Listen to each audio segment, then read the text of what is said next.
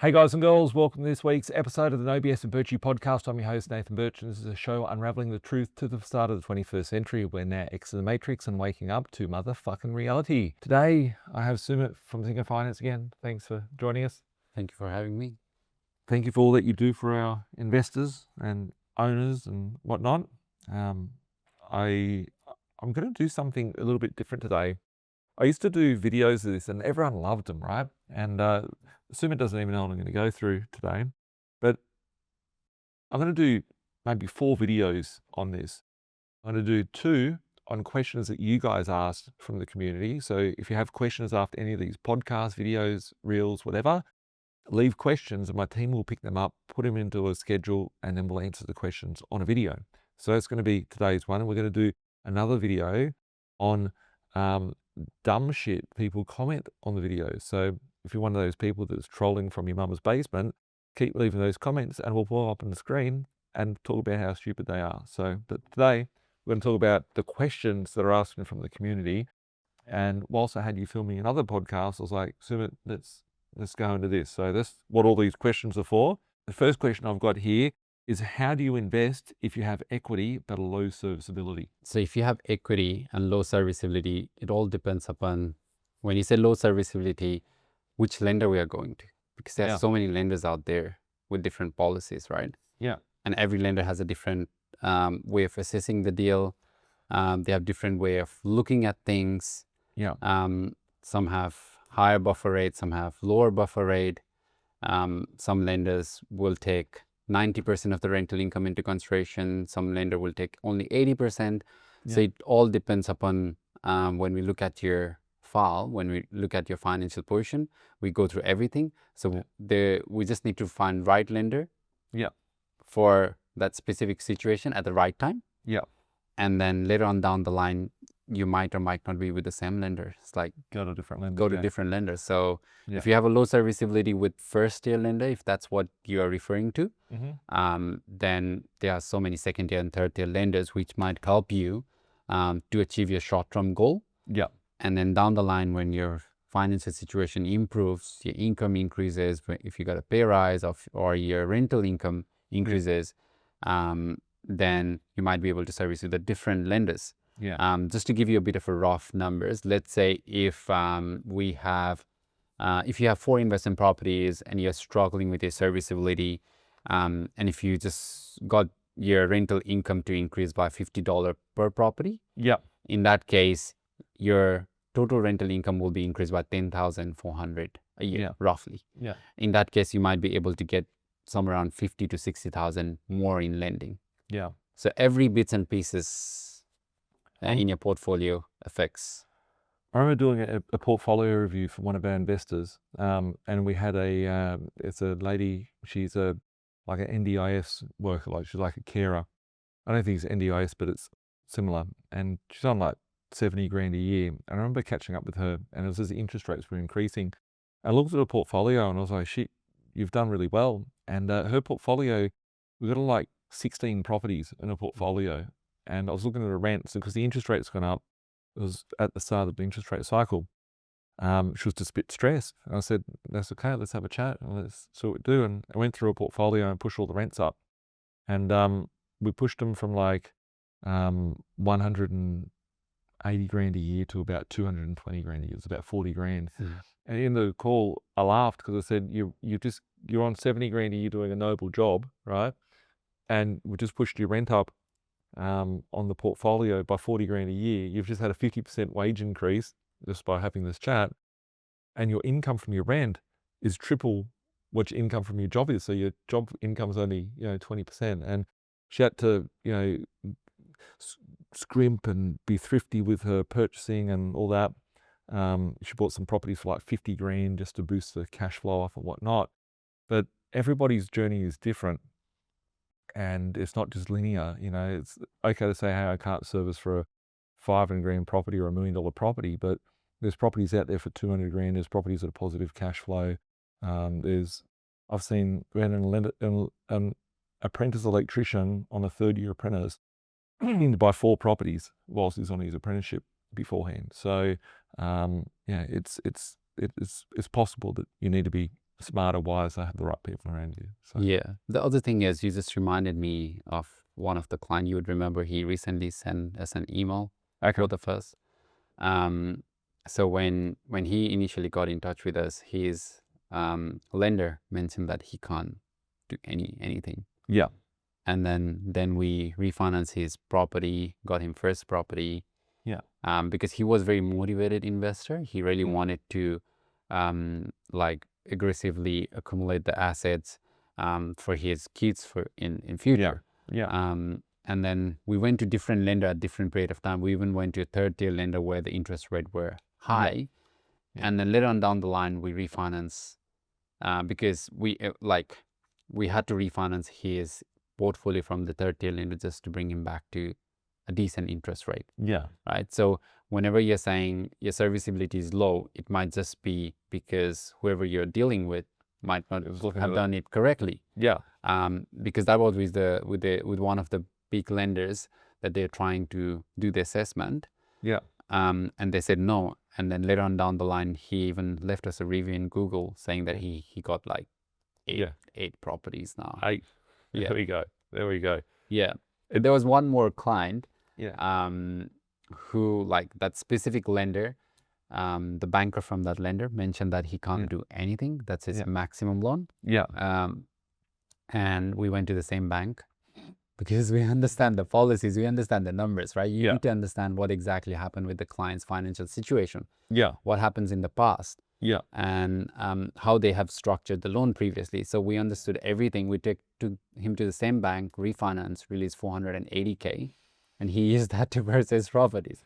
yeah, And then he was really surprised yeah, when we were able to do it, because he was like, I went to my banker yeah, and they say, no, that's a maximum. yeah, And then you took me to the same bank, yeah. got me 480K equity out. Sometimes I've seen like brokers just be lazy because it's too small of a loan, or they're going to have a clawback, stuff like that, which is, Yeah. it could be something like that where the banker's just like, oh no, just leave it. Like that happened to me on my first batch of properties. I'll get to a few at St. George, and then they'd crossed everything and screwed me up. And then they just go, no, that's it. There's only a 10 grand cash out policy. You don't service for another loan. And I was like, hang on a second. Then I went to CBO personally through a broker, and then I was able to go borrow for more. Yeah. Yeah. But with us, it's like my average loan size is 280. Yeah. It's just a number, right? Like for me, Yeah. it's more about what impact I'm making in people's life, because finance Right. is an important part of it. Yeah. If without the money, they can't do the deals. They can't Yeah. get their dream home. They can't reach their goals. So, yeah. Yeah. So we've got lots of questions. I've got another question here, which I'll come to shortly. Is one of my investors just called me beforehand about their kid, but I'm going to go through the list. There's like 7 or 8 ones here. The second one on my list here is, how is it possible to achieve 20 properties with personal income being the same? How does the serviceability work? I don't understand that. Maybe you can make better sense of that. How is it possible to achieve 20 properties with personal income being the same? I think they're saying without increasing your personal income. Yeah. My answer, I'll get Sumit to explain off the back of this, but my initial thoughts would be, if your income, let's say you're on 100 grand a year and you want to get to 20 properties, how can you get to 20 properties with only 100 grand income without income having to go to 200, 300, 400 grand? My answer to that, if that was the question being asked, would be, if you buy 5 properties at 200 grand, your income goes, and let's say the 200 grand properties and the rent for $400 a week, $400 a week times 52 weeks is $20,000 a year. If you buy 5 properties, you're adding $1 million to your debt level, but you also bring an extra 100 grand a year. So your income goes up from 100 grand to 200 grand would be my initial thought of, piecing that together. But yeah. Yeah. So when we assess the finance for our clients, we take different income into consideration. So you're correct that we take rental income into consideration as well. Yeah. So if you're buying a property, we'll take rental income of that property into consideration when we were assessing the deal. So there's one part of it to get to like 20 properties, you need serviceability, where we take income, expenses, and commitment into consideration. But at the same time, in between, like, you need funds to complete, which could be your savings or could be your equity. So every time we have to like review your property portfolio every now and then, so that we can see if there's any equity in your existing properties that we can extract to roll it over to the second one, third one, fourth one, as a part of funds to complete. So that's one part of it, to go to 20 properties. The second part of it is income. So as per your notes, it says if your income is same or hasn't changed, the other part of income is your rental income. So it all depends upon if you're getting high cash flow properties, as the banks looks at their rental income into consideration. They take that into consideration. Some banks take 90%, some banks takes 80%. So we need to find right lenders. Some will cap it at 6% rental return. Rental yield, 6%, 7%. So it's just finding the right lender and navigating throughout the process. Some lenders might be a bit of a high interest rate. Some lenders might be a lower interest rate. But if you are just in the acquisition phase of 20 properties, and if your risk appetite is high, we might be able to work with different lenders to make that happen. It's rare that one bank, like the client will come to us and have one bank with 20 properties. They have to go to 5 different banks throughout their journey to get to the 20 properties. Would you say that? Yeah. On numbers, yeah. So you need the right people on your team, you need the right assets, you need to have the right sequence. You know, it's like having cooking dinner. Here's a good analogy for you, Sumit. It's like cooking dinner and saying, well, I had the meat, I had the vegetables, I had the rice, and I put it all together and didn't cook, taste like shit, right? But it's like, well, you put the rice in the saucepan and you didn't put the meat in the water, and you didn't cook it right, then the outcome is going to be terrible. It's going to taste like crap. If you don't have you can have all the right ingredients, but if it's done in the wrong sequence, it's done in the wrong order, it's not the best meal that you're going to be tasting. Yeah. Yeah. There you go. There's a little analogy of the sort of. Sometimes things sound better in my mind. Number 3, do you need a steady income to service the loans of the properties, or is it all paid by rent? So when we do the assessment, let's say when we do serviceability calculation, we take your income, and that income includes your income from job, could be your income from business, and then we take rental income into consideration as well. So the entire calculation is based on like your whole income. It's not just your rental income. But then again, if the property is really positive cash flow, then that property might be like covering all the aspects and expenses of like including the interest. But when we do the calculation, we have to take your rental income into consideration, because with some lenders, there's a policy is that your rental income cannot be more than your income from the job. Yeah. Because it's too much rental income reliant. Rental reliant. Yeah, because they will be like, what if the property is vacant? That's why they have those 10% saving, 20% saving, so that if it's vacant for a certain period of time, then that's not too risky for the banks to lend you money. Yeah. Beauty. 4th one is, what about people with low credit score? No fault of my own. Of course, it never is, folks. I have a good job and I'd like to buy something. So is there banks that would look past the bad credit score? Can you get a loan if you've got a shit credit file? Yeah, so there are lenders where, like let's say if your credit score is too low, they will lend you. I've got one client, he was like in a process of selling his properties. I think like it's been like 2 years. Yeah, he's still in touch with us. So what happened is, in the process, he reached out to his existing lender because there was a loan attached to his properties. And then he wanted to put the payment on hold because it's already in the market. They have signed the contract to sell it. It's an unconditional contract. Yeah. He just wanted to put it on hold for like until the settlement. Yeah. And they put him into financial hardship. That's noted in his credit file. Yeah. And then he sold the property. He wanted to start investing. After that, wanted to purchase high cash flow properties and so. And when he got in touch with us, when we did the credit report, we did a credit check, it was a financial hardship noted. Yeah. He tried a lot to go back to them and try to fix it. He couldn't do it. Yeah.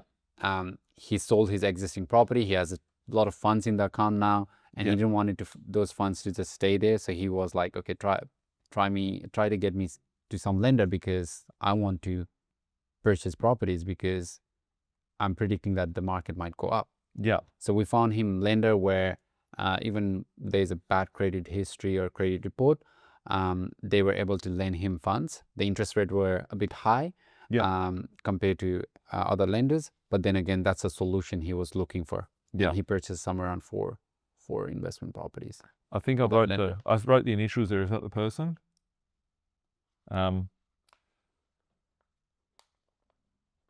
Is that the person? That one, and there's another one. Okay. There's a couple of them, and they are lenders. As I do the podcast, I'm thinking, hey, we can get this person to get the next deal. So that's, I'll ask you about that person afterwards. Yeah, and there are lenders out there where they don't look at your credit report and so at all. Yeah. They are very solution based. It's just that you might have to pay a bit of a premium interest rate. Yeah. But then again, you need to work towards improving your credit file. Yeah. Because that's like it gets you back on the right track. Yeah. Because you need to get back to the right track and then try to have a better interest rate with all the lenders so that it doesn't affect your cash flow that much. When I said that question and I said no fault of my own, and I said, of course it isn't, right? I said that in a funny way, not in a bad way about the person who wrote. I don't even know who wrote that question, but I said it because I've been guilty of having, not the cleanest credit file myself, and I see lots of people out there.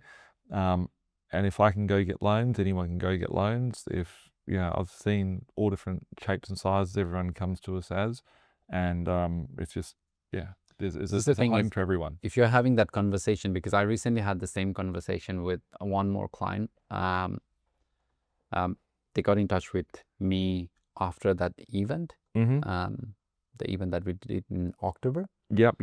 Yeah, and then she had a financial hardship noted in her file as well. Yeah. And she was promised by the staff over there that when she is like back on track, back to work, because sometimes life happens and the people get in touch with the bank to get like a bit of help. Relief. So they think that this person's their friend. They go, oh, do you have? Oh, yeah, I do. It's just a bit of a tough time.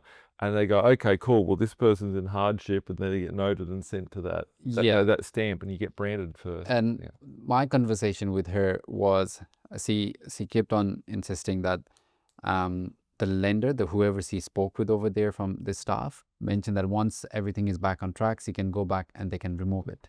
Yeah. But the thing is, my understanding is it will be difficult to get that removed. Yeah.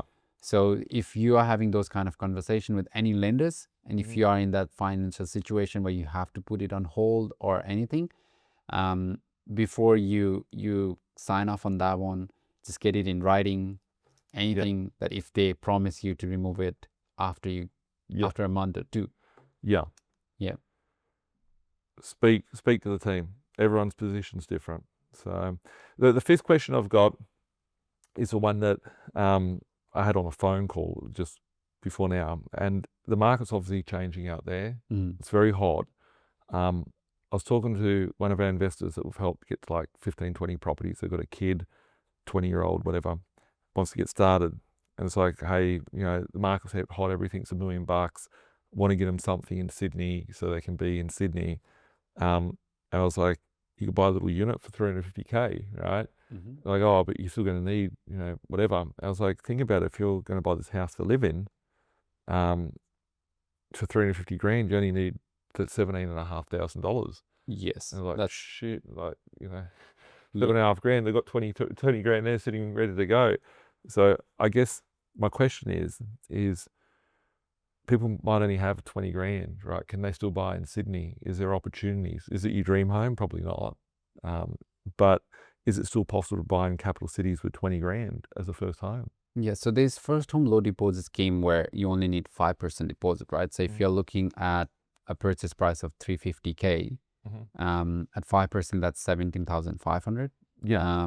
If you are going to, like, if it's just going to be a first home where you're just going to like start your journey there, and you just want a place to live in, then like you might be able to get it done with just 5%, which is 17,500. If it's a 400K purchase price, 5% is somewhere around 20,000. Yeah. And if that's your first home, then there might not be any stamp duty exemption. There will be a stamp duty exemption because it's below the threshold. Yeah. So that's the only funds you require. 20K. If you're 20K, you can buy up to maybe 400K. So just go to think about it, right? Like if you are renting and you're, I don't know, buying a property, you find a property in your capital city for 500 grand, you got some sort of property, 500 grand, 5% deposits to 25 grand. So all you have to do is come up with 25 grand, stamp duty, you'll cover the leftover. 25 grand, 5% interest at the bank, just call it that. That's 25 grand a year, so $500 a week. There's still affordable options. As long as you've got a job, you've got a little bit of money that you've come up with. Saved up, yeah. Because sometimes like you get in, like there are clients where they've bought their first home through the first home low deposit scheme, and then down the line when the value has increased, they have refinanced, release equity to purchase more property. And the house becomes an investment because they've got a new principal place of property, but they've had that property that they might have written from 300 grand to 500 grand. They've got 100 grand, 150 grand. Yeah, they release equity, they buy investment properties, start the investment journey. Yeah. So if you just have 20,000, then maybe you can get your first home to live in at that price range of 400K. Yeah. And down the line, after a few months, if the property market has moved up, we can do a revaluation, try to see if your serviceability is strong, your valuation have stacked up, then we can release equity to purchase investment property if you are looking to purchase investment properties as well. Yeah. The sixth question I've got here, this is one we can't answer, but we can talk about hypothetically. What about people or families who only have $100,000 together? Self-managed super fund seems to function only if you have 250,000 or more. So firstly, as a disclaimer, we can't give you financial advice. We're not financial advisors. Neither have set up super funds. We don't control super funds, but we have visions of where people come to us with certain situations, right? Mm-hmm. So if someone came in and they'd already set up a super fund and came to you, Sumit, and said, hey, I want to buy a property, I've only got $100,000 in there, is there anything that they could do? So they had it set up. We're not advising to, we're not saying it's good, we're not saying it's bad, but just if someone did, is there something that they could do with 100 grand? Yeah, so so there are lenders out there with different policies under self-managed super fund space as well. Some lenders have liquidity ratio, some lenders don't have liquidity ratio requirement. And the way we calculate your serviceability under self-managed super fund is just looking at your super contribution. Yeah. It doesn't affect any of your finances under your personal name if you are still doing some finance under personal name, and anything that you're doing under personal name doesn't affect any applications or finance under your self-managed super fund. So we solely look at your super contribution. If there's 100K at the moment, there are lenders out there where they are lending up to 90% without lender mortgage insurance, just a higher interest rate, even in self-managed super fund space. Yeah. That is wild, right? Like seeing people, like some people might have 200 grand, let's say they've got 200 grand, 300 grand, right? They might think, okay, I've got 200 grand, I can buy 2 properties, 100 grand for each one, whatever, just buffer and whatnot. Yeah. But there's people now with the ability to buy 3 or 4 with the same funds because they've got access to those products, which have never existed beforehand. So yeah. So if it's let's say if it's 350K purchase price. Yeah. And if you go for 90% LVRs, presuming that serviceability is not an issue, you're happy to have a bit of a high interest rate, then you need to have only 15% deposit. So 350K, 15%, it's 60K, 70K. Yeah, 60, 70K, and you still have a bit of a funds left over there. And with the interest rate and self-managed super fund, how it works is you can never refinance release equity. But you can always either refinance or go back to the same lender and negotiate the interest rate if the value of the property has gone up. So it's the refinance that you could do in your super, because your super fund can't take on debt. It needs, the structure is different. It needs a bare trust to take on the debt via that. It's a non-recourse loan, so they can't pull out equity.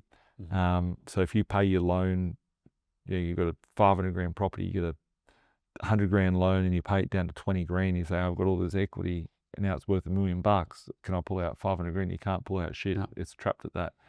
You can do a thing called a dollar for dollar refinance. Yes. Yeah. For better interest rate. Yeah. And like some of the clients, they prefer 90% just to get Get things the done high. at the moment. Yeah, Yeah. get the highest, and then later on, try to refinance to get a better interest rate. Yeah. So it Importance is of knowledge. possible. We only found out about it that these are products that change. They come in the market for 3 months, they leave the market. They change the product. It's if they're there, take advantage of them if you wish. If not, they just happen. So we're not here answering your question on that, but just there has been people in situations like that have still proceeded. Question number 7. How do you even get 9 pre-approvals in 12 months, or is there a block of units purchased amongst the 9? So I think that question is more of a statement than a question. How do you even get more than that as a question? I think the disbelief is we sit there and say, oh, this person came in, they've got 100 grand, now they've got 10 properties this year. How do they go and buy that? They'll get so many in that period of time. What do you have to say about that, Sumit? So it all depends upon the client's situation and circumstances as well, right? We have got client who got in touch with us last year, and then we made it happen for him that he went from 3 properties to 13 within a span of like 12 months. Yeah. And the way we did it was we were able to extract a bit of an equity from his existing properties that we roll over to his investment property number 4, 5, 6. Yeah. But the thing is, it's like we work with different lenders. Yeah. So with certain kind of properties, it might be acceptable to lender number 1. Then certain kind of property might not be acceptable to lender number 1. We might have to go to lender number 2. And we work around with all the lenders. So we plan it out. So if the client's goal is to get to 13 investment properties or 13 properties in their portfolio, then we go to different lender at different time period to get the finances done, to release equity, to purchase properties, because there are lenders where they will do like 1% buffer rate for purchase. Yeah. Which affects serviceability in like drastically. There are products out there where they will lend up to 90% LVR even under your personal name without lender mortgage insurance. Yeah. So the client was happy to take all those kind of risks because he was aggressively trying to acquire the Build up assets. the He was in the acquisition phase. And then after getting 13 properties, he just wanted to hold on to it and try to get a better interest rate after that. Yeah. So we always try to help them with those kind of scenarios, but it is possible to get, like, depending upon your finances, circumstances and situation, like number of properties and number of pre-approvals. Yeah.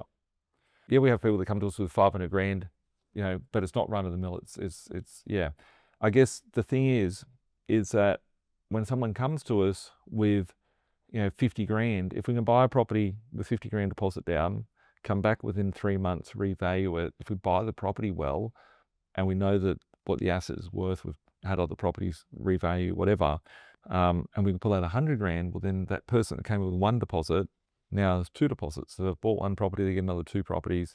Now they're at 3 properties. Then we've got 3 hooks in the ocean so we can catch equity, growth and cash flow.